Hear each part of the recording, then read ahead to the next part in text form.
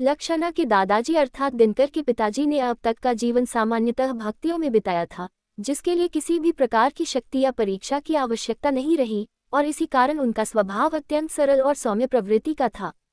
जिसके ठीक विपरीत उनके गांव के मंदिर और वहां की जगह अपना परिदृश्य दिखा रहा था। यहाँ सब कुछ उनकी सोच के विपरीत लेकिन आईने की तरह साफ था, क्योंकि कहीं पर बर्फ की खड़ी पारदर्शी दीवारें तो कहीं जल की स्वच्छ धाराएं जिसमें आर पार देखा जा सकता है। वहां बहने वाली नदियां भी इस तरह थी, जिसमें धरातल के एक एक कंकड़ को भी स्पष्ट रूप से देखा जा सकता था। वह नदियां अत्यंत रहस्यमयी और अपार शक्ति से परिपूर्ण जल को प्रभावित करती थी, क्योंकि वहां हर पत्थर तुरंत ही घर्षण के साथ शिवलिंग में परिवर्तित हो जाता है। इस तरह शिवलिंग की श्रृंखला से परिपूर्ण वह स्वच्छ नदी और भी सुंदर जान पड़ती थी। एक बार लक्षणा के दादाजी पूजा के समय ध्यान मग्न थे, तभी वहां एक भंवरा बड़ी तेज गति से लक्षणा के दादाजी की ओर लपका, जैसे वह उन्हें नुकसान पहुंचाना चाहता था। लक्षणा के दादाजी ने चारों ओर नजर उठाकर देखा तो वहां का सारा वातावरण अपने आप परिवर्तित होने लगा। अचानक वो भंवरा डर के मारे लक्षणा को देखकर वहां से चला गया। कुछ समय पहले वहां शीतलता का वातावरण था, लेकिन जब वह भंवरा वहां आया तो अचानक जैसे वहां का वातावरण कभी तेज बौछार तो कभी तेज गर्मी का माहौल जैसे नजर आने लगा। उनके घर में नागदंड रखा हुआ था। नागदंड का उपयोग लक्षणा के दादाजी ने देवी शक्ति को जागृत करने हेतु ही अतिशीघ्र किया। उन्होंने देखा कि कमल दंड के ठीक सामने अचानक किसी आईने की तरह एक और कमल खिला हुआ था, बस इतना था कि वह रिक्त था। लक्षणा ने तुरंत उस नागदंड को उस कमल दंड की ओर मुख रख वहां स्थापित कर दिया। देखते ही देखते उस कमल दंड के ऊपर का कमल खिल उठा। नागदंड शांत होकर विलीन हो गया और संपूर्ण वातावरण एक नीली आभा से आच्छादित हो उठा, और लक्षणा के दादाजी जी ने उस दंड को प्रणाम की मुद्रा में आकर स्तुति की। तब नीचे तीनों कमल अचानक अपने स्थान पर विपरीत दिशा में घूमने लगे और वह कमल दंड एक महिला का आकार लेने लगे। उन्होंने अपने मूल रूप में प्रकट हो लक्षणा के दादाजी और लक्षणा को आशीर्वाद प्रदान किया और अपना परिचय अटालिका गंधर्व रानी के रूप में दिया। अटालिका अपने माथे पर लालमणि को धारण कर कमल दंड के रूप में लक्षणा को देख रही थी, और अपनी शक्ति का परिचय देने के पश्चात लक्षणा और उसके दादाजी को उनका दर्शन संभव हो पाया। उन्होंने लालमणि से लक्षणा को स्पर्श किया और आशीर्वाद दिया, और वो वहां से चली गईं। तब लक्षणा ने अपने दादाजी से कुछ नाग और सर्पों के बारे में जानना चाहा। तब वे कहते हैं कि दादी से तो तुमने नाग और सर्प के बारे में बहुत सुना है। हाँ दादाजी, सुना तो है, अब थोड़ा कुछ आप भी बता दीजिए। तब दादाजी मुस्कुरा कर कहते हैं कि दादी से इतना कुछ सुनने के बाद भी तुम्हें मुझसे सुनना है। तब लक्षणा हंसकर कहती है कि हाँ दादाजी, मुझे आपसे भी कुछ जानना है। तब दादाजी कहते हैं कि नाग और सर्पों के बारे में लोग अलग अलग कहते हैं, मतलब क्या है दादाजी अलग अलग? अच्छा दादाजी, भगवान शिव के गले में नागराज क्यों विराजमान होते हैं? हाँ, फिर वे बताते हैं कि भगवान शिव जी को आदि गुरु माना गया है। कहा जाता है कि शिव जी ने ही अपने प्रिय भक्तों को तंत्र साधना और ईश्वर को पाने का रास्ता दिखाया है। शिव में साधना से कुंडलिनी शक्ति को नियंत्रित कर लेने की शक्ति है, जिसका प्रतीक उनके गले में लिपटा सांप माना गया है। मतलब दादाजी, मैं समझी नहीं, लक्षणा ने अपने दादाजी से उत्सुकतावश पूछा। मतलब कि शिवजी ने सर्प जैसे विषैले, भयानक और विरोधी भाव वाले जीव के साथ भी अपना सामंजस्य स्थापित कर लिया है। इसके अलावा शिवजी ने सांप को गले में लपेटकर यह भी संदेश दिया है कि दुर्जन भी अगर अच्छे काम करें तो ईश्वर उसे भी स्वीकार कर लेते हैं। भगवान शिव के गले में लिपटे नजर आने वाले सांप का नाम वासुकी है, जो भगवान शिव के अति प्रिय भक्त हैं। शिव नागों के ईश्वर हैं और शिव का उनसे अटूट संबंध है, जिसे देखते हुए हर साल नागपंचमी का त्योहार मनाया जाता है। इस दिन पूरे श्रद्धा भाव से नागों की पूजा अर्चना की जाती है। ऐसा करने से शिव जी को खुशी मिलती है और वो अपने भक्तों को सुख समृद्धि का आशीर्वाद देते हैं। गले में रहने का दिया वरदान नागों के शेषनाग, अनंत, वासुकी, तक्षक, पिंगला और करकोटक नाम से 5 कुल थे। इनमें से शेषनाग नागों का पहला कुल माना जाता है। इसी तरह आगे चलकर वासुकी हुए, जो पूरे सच्चे भाव के शिवजी की भक्ति किया करते थे। शिवजी वासुकी की श्रद्धा भाव से पूर्ण भक्ति देखकर बेहद खुश हुए और वासुकी को गले में धारण करने का वरदान दिया। शिव की भक्ति से मिले इस वरदान के कारण ही एक सांप भगवान शिव के गले में लिपटा हुआ नजर आता है। किंवदंतियों के अनुसार जब भगवान श्री कृष्ण को उनके पिता वासुदेव गोकुल ले जा रहे थे, तब नागराज वासुकी ने ही यमुना के तूफान में उनकी रक्षा की थी। इसके साथ जब देवताओं और दैत्यों के बीच अमृत प्राप्त करने के लिए समुद्र मंथन किया गया था, उस दौरान मेरु पर्वत को मथने के लिए वासुकी नाग का ही रस्सी के रूप में प्रयोग लिया गया था। इसी दौरान समुद्र मंथन के दौरान निकले विष को भगवान शिव ने गले में धारण कर लिया था और घर्षण के कारण वासुकी लहूलुहान हो गए थे। पुराणों में ये भी बताया गया है कि नागराज वासुकी के सिर पर नागमणि स्थापित है। अपने दादाजी के मुख से नाग और सर्पों का विस्तृत वर्णन सुन लक्षणा को बहुत अच्छा लगा। तब दादाजी लक्षणा से कहते हैं कि क्या आज ही सारी कहानी तुम सुन लोगे?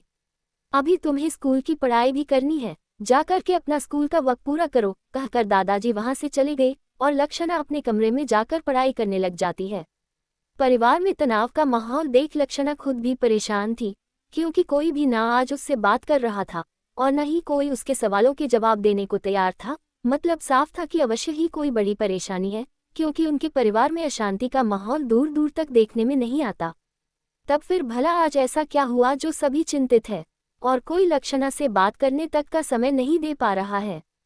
घर का हर सदस्य हर तिजोरी खोलकर पेपर पढ़ता और फिर निराश होकर वापस रख देता, जैसे वे किसी और चीज की तलाश कर रहे हैं।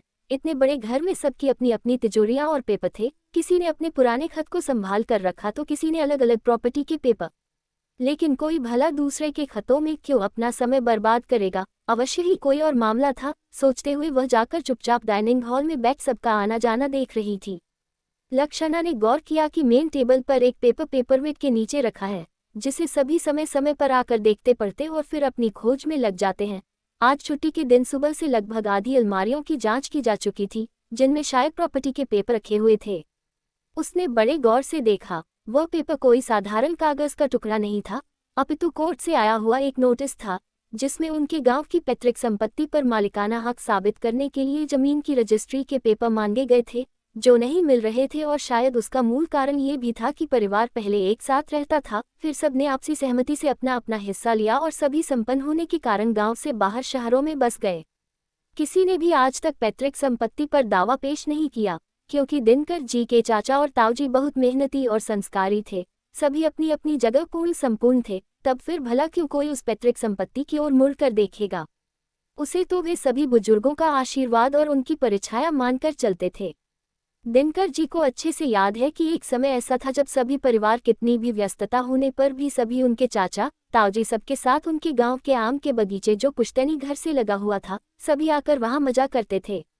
लेकिन धीरे धीरे सभी बच्चे बड़ी कक्षाओं में चले गए, सबका व्यापार बढ़ता गया और समय पंख लगाकर उल्टा चला गया। पता ही न लगा कि वे आखिरी बार कब मिले थे।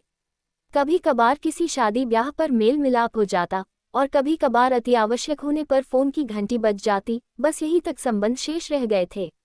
कभी किसी ने भी जायदाद के पेपर के बारे में चर्चा तक नहीं की। लेकिन आज अचानक सरकार ने नई नीति के कारण सभी परिवारों को बही में सुधार और पट्टों की गणना के लिए अपना अपना वसीयतनामा पेश करने को कहा गया। तब कहीं जाकर सबको यह एहसास हुआ कि आज तक उन्होंने वसीयतनामा पर ध्यान ही नहीं दिया, क्योंकि गांव के विवाद में बहुत कम होते और नौकर चाकर जिनके भरोसे खेती छोड़ रखी है, खुद ही मुनाफे का पैसा और फसल पूरी ईमानदारी से सभी के घर पहुंचा देते।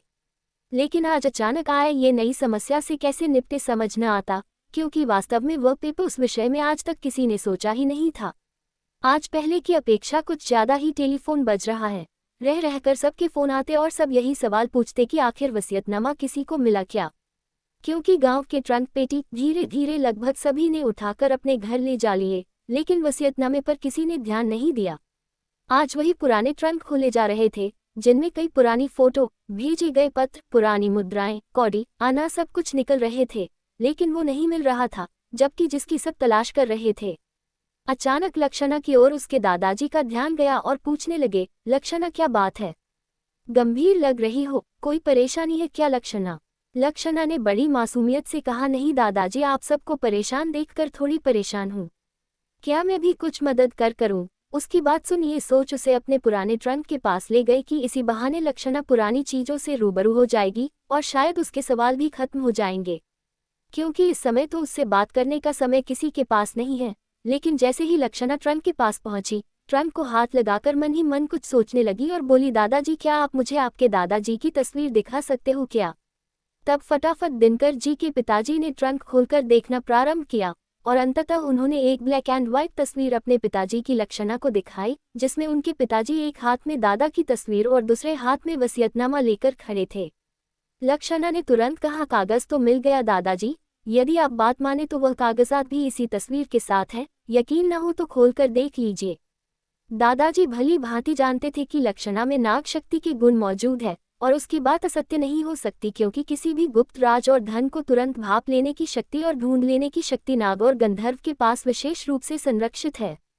उन्होंने तुरंत फोन उठाया और अपने बड़े भाई को नंबर डायल कर अपने दादाजी की पुरानी तस्वीर ध्यान से देखने को कहा, जिसके प्रति उत्तर में सामने से जवाब आया कि वह तस्वीर आज भी बरामदे में तथावत लगी हुई है और मैं उसे वर्षों से देख रहा हूँ, लेकिन ऐसा तो कुछ नजर नहीं आया। शायद परेशान होने के कारण उनके बड़े भाई ने इस तरह का जवाब उनको दिया, लेकिन लक्षणा की बात रखना भी जरूरी था। उन्होंने कहा, मेरे पास जो तस्वीर है उसमें दादाजी अपने तस्वीर के साथ वसीयतनामा पकड़े हुए हैं। देखिए कि उस तस्वीर के पीछे ही या तस्वीर में ही कोई सबूत मिल जाए।